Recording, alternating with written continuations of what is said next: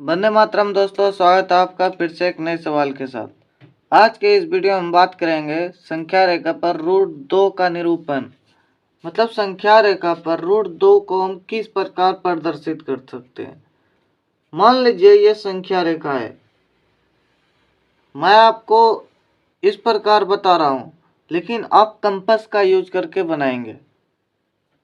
आप इंची का उपयोग करके आप इस रेखा को खींचेंगे और मान लीजिए किसी बिंदु पर संख्या रेखा के दोनों तरफ एरो का चिन्ह दे देंगे, तीर का, क्योंकि संख्या रेखा दोनों तरफ चलती रहती है। ये इन दो बिंदुओं के बीच समान दूरी होनी चाहिए, समान दूरी।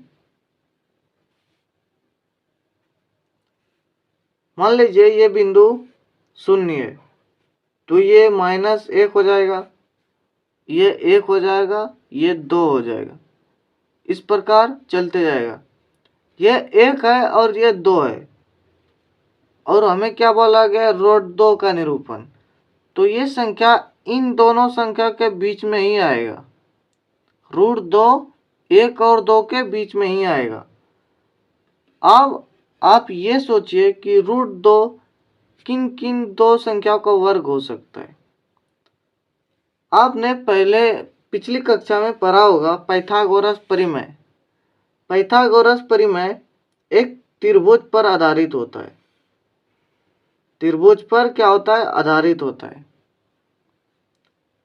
इन दोनों रेखाओं का वर्ग इस रेखा के बराबर होता है।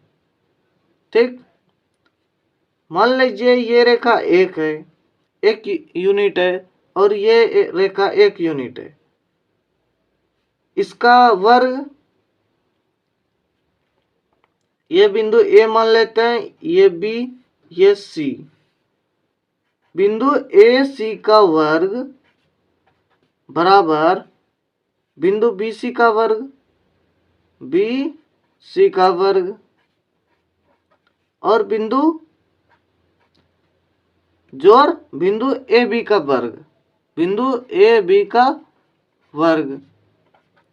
इस प्रकार से रूल फॉलो करता है पाइथागोरस प्रमेय में। अब यहां पर आप देखिए, ए बी हमें ए दिया हुआ है 1 यूनिट, मान लीजिए, और 1 यूनिट इस संख्या रेखा को हम लंब की तरह खींच देंगे।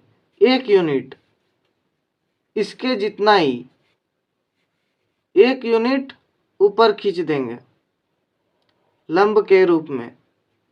1 यूनिट, इसका 1 स्क्वायर, इसका 1 स्क्वायर, 1 का स्क्वायर 1 का स्क्वायर 1 ही होता है, हमने पहले पढ़ चुके हैं।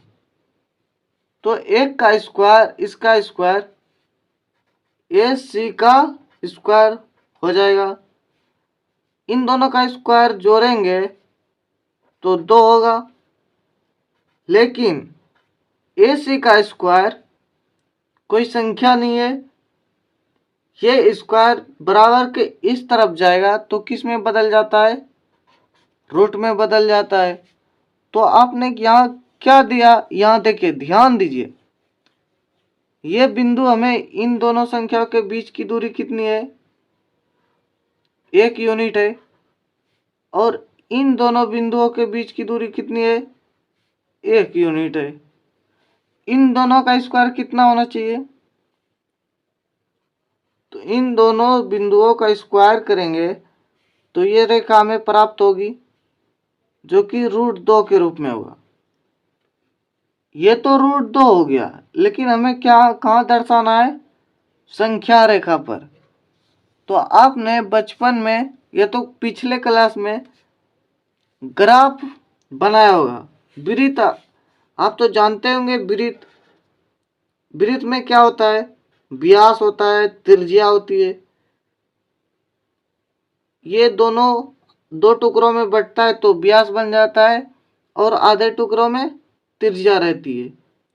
तो हम इसको त्रिज्या मान करके एक संख्या रेखा की तरफ वृत्त खींचेंगे, इस प्रकार से। संख्या रेखा की तरफ आप डेढ़ सुई का मदद लेंगे तो ये √2 हो जाएगा। ये बिंदु हमें क्या प्रदर्शित करेगा? √2 को। संख्या रेखा पर √2 कहाँ है? 1 और 2 के बीच में। उसी प्रकार से मैं आपको अगले क्लास में बताऊंगा संख्या रेखा पर √3 का निरूपण।